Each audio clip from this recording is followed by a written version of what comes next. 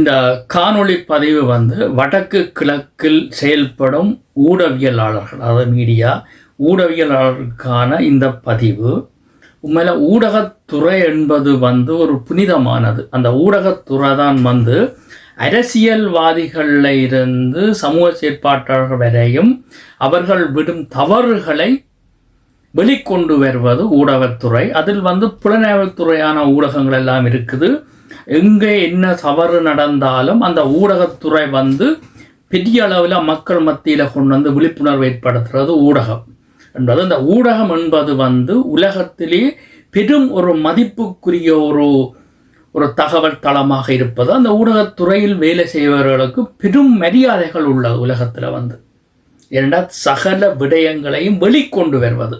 எத்தனையோ அரசியல்வாதிகளின் ஏமாத்து வேலைகள், சுத்துமாத்துக்கள், மோசடிகள் போன்றவற்றை உலகறிய செய்வது ஊடகத்துறை. ஆனால் வடக்கு கிழக்கில் உள்ள ஊடகவியலாளர்கள் இன்றைக்கு அதாவது ஊடகத்துறை என்றாலே அது அந்த தர்மத்தையே வித்து பிழைக்கிற அளவில் இன்றைக்கு வடக்கு கிழக்கு இருக்கிற ஊடகவியலாளர்கள் செயல்படுகிறார்கள். உண்மையில் ஒரு வேதனைக்குரிய விஷயம். ஆனால் இந்த 2009க்கு முதல் நீங்கள் பார்த்தீங்கன்னா எத்தனை ஊடகவியலாளர்கள் இந்த ஆயுத கலாச்சாரத்துக்கு, இந்த ஸ்ரீலங்கா அரசின் கொடுங்கோல் ஆட்சிக்குள்ள பெரும் ஆயுத நெருக்கடிக்கு இருந்து கொண்டும் உள்ளதை சொன்னவர்கள், சிவராமண்ணா போன்றவர்கள் என்று பல ஊடகவியலாளர்கள் எங்களை கண்ணுக்கு முன்னால் படுகொலை செய்யப்பட்டவர்கள். ஏனென்றால் ஸ்ரீலங்கா அரசு செய்த இனப்படுகொலை, தமிழக மக்கள் மீது அவிட்டிடப்பட்ட இந்த இனவாத போக்குகளை வெளிக்கொண்டு வெளி உலகத்துக்கு கொண்டு கிட்டத்தட்ட 15 பேருக்கு மேல்பட்ட வேண்டும் நினைக்கிறேன். மேல் என்னட்டு அவ்வளவேற்ற நிழல் படம் என்னட்ட இருக்குது.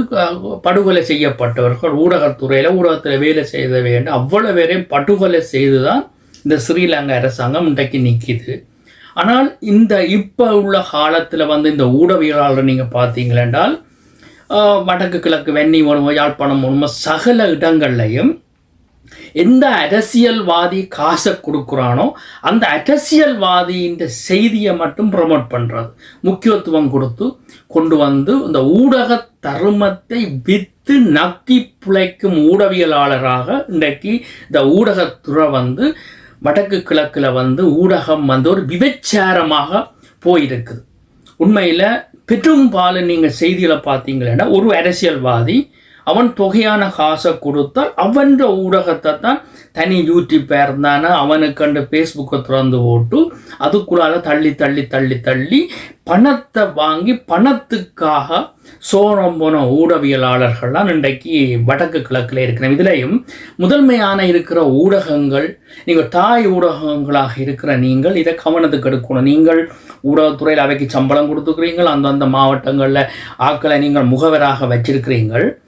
ஆனால் உங்களையும் தாண்டி தனிப்பட்ட ரீதியாக இந்த பணத்தை வாங்கி விசுவாசத்தில் இந்த ஊடகத்தை வித்து பிழைக்கிறவங்க. உண்மையில் ஒரு தமிழினம் விடுதலைக்காக இத்தனை ஆண்டு காலம் போராடி இவ்வளவு மக்களை சாக கொடுத்து இன்றைக்கு இவ்வளோ மாவீரர்கள் வீரச்சாவும் மக்கள் இந்திராவில் துயரத்தில் இருக்கேக்குள்ள இன்றைக்கு ஸ்ரீலங்கா அரசாங்கத்தின் அடுத்த முகவராக இன்றைக்கு அனுரகுமார திசாநாயக்கா வந்திருக்கிறார். அதாவது இந்த ஸ்ரீலங்கா அரசாங்கம் செய்த படுகொலைகள் விசாரிக்கப்பட வேண்டியவை விசாரிக்கப்படவில்லை, இராணுவத்தினருக்கு தண்டனை கொடுக்கப்படவில்லை, இன்று வரையும் காணிகள் ஆக்கிரமிப்பிற்கு ஆங்காங்கே 1-2 காணிகளை பொதுமக்களிடையே தான் விட்டு கொண்டிருப்பது மாதிரி ஒரு படம் காட்டி கொண்டிருக்குது அனுரகுமார திசாநாயக்கா.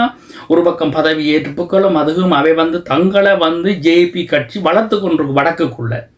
ஆனால் இன்றைக்கு இவங்க என்ன செய்கிறாங்க, இந்த ஊடகவியலாளர்கள்டா பணத்தை வாங்கி போட்டு நேர்மையாக செயல்படவில்லை. தமிழ் மக்களின் ஒரு உண்மையான பிரச்சனையை வெளியில் கொண்டு காண்பிப்பதற்கு இந்த ஊடகம் முன்வரவில்லை. இந்த ஊடகங்கள் இன்றைக்கு நினைச்சிருந்தால் இன்றைக்கு எத்தனை மாவீர துயிலும் இல்லங்கள் இராணுவத்தின் ஆக்கிரமிக்க இருக்கு. நீங்கள் யாராவது ஒரு ஊடகவியலாளர்கள் நெஞ்சில வீரம், தைரியம், துணிவிருந்தால் நீங்கள் இதை கொண்டு வாங்க பார்ப்போம். எந்தெந்த சனத்தின் ஹானிக்குள்ள இராணுவ முகாங்கள் இருக்குதாண்டு அதை கொண்டு வாங்க பார்ப்போம். அதை கொண்டு மாட்டீங்க. எங்கே குளிப்பாட்டி எந்த அரசியல்வாதியை கொண்டுடலாம்னு நக்கி பிழைக்கிறதுக்காக ஊடகம் பிழைப்பு நடத்துகிற ஊடகவியலாளர்கள் நான் எல்லாரையும் சொல்ல வரையில் அதுக்கு நேர்மையானவங்களும் இருக்கிறாங்க. ஆனால் பெரும்பாலும் நக்கி பிழைக்கிற ஊடகவியலாளர்கள் இந்த 2009க்கு அப்புறம் முளைச்ச ஊடகவியலாளர் இருக்கிறாங்களான பொதுவாக விடுதலை புலிகள் என்ற ஊடகங்கள் இருந்து வெளியில் வந்தாக்களும், அதாவது பென்னிக்கு இருக்கிற முஸ்லீம்கள்கிட்ட காசை வாங்கி போட்டு ரிஷாட் பதிவினுக்கும் மஸ்தான்கிட்டையும் காசை வாங்கி போட்டு ஊடக பெறப்புற வேலை செய்கிறேன். வங்காள எமில்காந்தனிட்ட காசு வாங்கினாக்களும், இங்கே சஜித் பிரேமதாசாட்டையும் வந்து தமிழ் ஊடகவியலாளர்கள் காசை வாங்கி போட்டு நக்கி பிழைக்கிற பிழைப்பு. இந்த நக்கி பிழைக்கிற பிழைப்பால் நீங்கள் மட்டும்தான் வாழுவீங்கள். ஆனால் தமிழினம் அழியும். நிச்சயமாக தமிழினம் அழிந்து எங்கட இனம் நாளைக்கு நாடற்றவராக வருவதற்கு நீங்கள் காரணம், இந்த ஊடகவியலாளர்களும் காரணம். இந்த ஜேபியின் கட்சியில் விழுந்து 1-2 காணிகளை விட்டுட்டு படம் காட்டுற நீங்கள் நாங்கள் உண்மையில் போராடினது எங்கட விடுதலைக்காண்டித்தான் நாங்கள் போராடினாங்க. நாங்கள் ஒரு சுதந்திர தமிழீழமாக, வடக்கு கிழக்கு தமிழர் தாயகன் தமிழீழமாக, எங்களுக்கென்று மொழி, எங்களுக்கென்று கலாச்சாரம், எங்களோட அடையாளத்தோடு வாழுவதற்குத்தான் நாங்கள் போராடினாங்களே தவிர நாங்கள் சுயபோக வாழ்க்கைக்காக ஒற்றை ஆட்சி ஸ்ரீலங்கா கீழே வாழ்வதற்கு நாங்கள் போராடவில்லை. இதை இந்த நேற்று பெய்த மழையில் முளைச்ச புல்லோ இல்லை காளான் மாதிரி நிற்கிற ஊடகவியலாளர்கள் சொல்கிறேன், இனியாவது நீங்கள் திருந்திக் கொள்ளுங்கள். இந்த தாய் ஊடகமாக இருக்கிற நீங்கள் இதை கவனத்துக்கு எடுக்க வேண்டும். உங்களோட பணத்தை வாங்கி உங்களோட நின்று கொண்டு இந்த ஊடக வியாபாரம், ஊடக விபச்சாரம் செய்கிறாங்க. இந்த ஊடகத்துறையில் இருக்கிறவங்க மிகவும் வேதனைக்குரிய விஷயம். கடந்த எலெக்ஷனில் கூட பணத்தை வாங்கி போட அவனுக்கு பின்னாலே தெரிஞ்சவங்க எலெக்ஷன் முடியும் வேறு இவங்களுக்கு தெரியும் வேறு யாருண்டு. உங்களை ஒவ்வொருத்தரையும் உங்களுக்கு தெரியும்.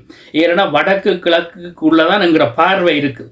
நீங்கள் ஒழிச்சோ மறைச்சோ நாங்கள் செய்யலைன்னு நீங்கள் சொல்லல. அது உங்களுக்கு ஒவ்வொருத்தரையும் தெரியும். உங்களோட முகவரி உட்பட எங்களுக்கு தெரியும். நீங்கள் என்ன நாசம் செய்து கொண்டு இருக்கிறீங்களா ஊடகவியலாளர்கள்.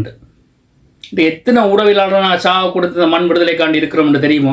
நேர்மையானவன் எத்தனை பேர் இன்றைக்கு ஸ்ரீலங்கா ராணுவத்தால் கொல்லப்பட்டவன். நீங்கள் வெறும் பணத்துக்காக, வெறும் எலும்பு துண்டுக்காக செயல்படுறீங்க ஊடகவியலாளர்கள்.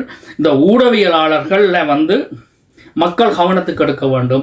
இந்த எவன் இந்த அரச திணைக்களங்களோட, அரசாங்கங்களோட, இந்த எம்பிமாரோட வேலை செய்கிறாங்களோ அவங்கள நீங்கள் இந்த பொது இடங்களில் அவங்கள கொள்றதை நீங்கள் தவிர்க்க வேண்டும்.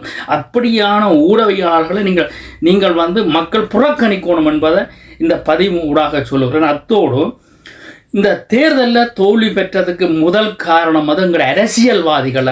ஜேபி இவ்வளோ இடத்தை பிடிச்சிருக்கிறான், இனி உள்ளூராட்சியில் பிடிக்க போகிறான், இனி மாகாண சபையில் பிடிக்க போகிறான். இதுக்கு முழு காரணம் இந்த கட்சிகள். இந்த 2009க்கு பிறகு பிரிவினை ஏற்படுத்திய இந்த கட்சிகள். நீங்கள் பகிரங்கமாக மக்களிட்ட மன்னிப்பு கூற வேண்டும். இந்த கட்சி தலைவர்களும் கட்சிகளும் பகிரங்கமாக மன்னிப்பு கூறி எல்லாரும் ஒரு இடத்துல ஒன்று சேர்ந்து அடுத்த மாகாண சபை, அடுத்த உள்ளூராட்சியை சந்திக்கிறதுக்கு நீங்கள் வர வேண்டும். இல்லை என்றால் உங்களோட தனி போக்கால, உங்களோட தனித்துவமாக நீங்கள் நிற்பம் நாங்கள் இப்படித்தான் செய்வோம்னீங்கன்னா ஒட்டுமொத்தமாக ஜெயிப்பின் கையில் வடக்கு கிழக்கு போகும். இந்த சில்லறத்தனமான ஊடகவியலாளர் நம்பி இந்த செய்தியை நீங்கள் பெருசாக நீங்கள் நல்லா விசாரிங்க. ஒரு செய்தி வந்தால் நன்றாக செய்தியை விசாரிங்கோ. இதால் எங்களுக்கு என்ன நன்மை இருக்குது, இந்த செய்தி உண்மையாக இருக்குமோ பொய்யா இருக்குமோன்னு விசாரித்து ஒரு செய்தி, ஒரு பேப்பரோ துண்டு பிரச்சாரம் வந்தால் அதை ஆராயுங்கோ. இது சரியோ இது புள்ளையோ ஒன்று ஆராய்ஞ்சு முகநூல் வழியை நீங்களும் பகிர்ந்து கொள்ளுங்க. அன்றைக்கெல்லாம் அனுரோகமாக ஒரு நாள் செய்யட்டுமா என்று சொல்லி போலியான செய்திகள் வந்ததெல்லாம் பார்த்துருப்பீங்கள். எல்லாரும் பகிர்ந்த நீங்கள் தயவு செய்து இந்த ஊடகத்துறை இருக்கிற நீங்களும், அந்த ஊடக செய்தியை பகிர்ற நீங்களும் தயவு செய்து கவனத்துக்கு எடுத்துக்கொள்ளுங்கோ என்பதை தெரிவித்துக்கொண்டு இன்னும் ஒரு காணொலி பதிவோடு உங்களிடம் வருகிறேன். நன்றி, வணக்கம். தமிழர் தாகம், தமிழர் தாயகம்.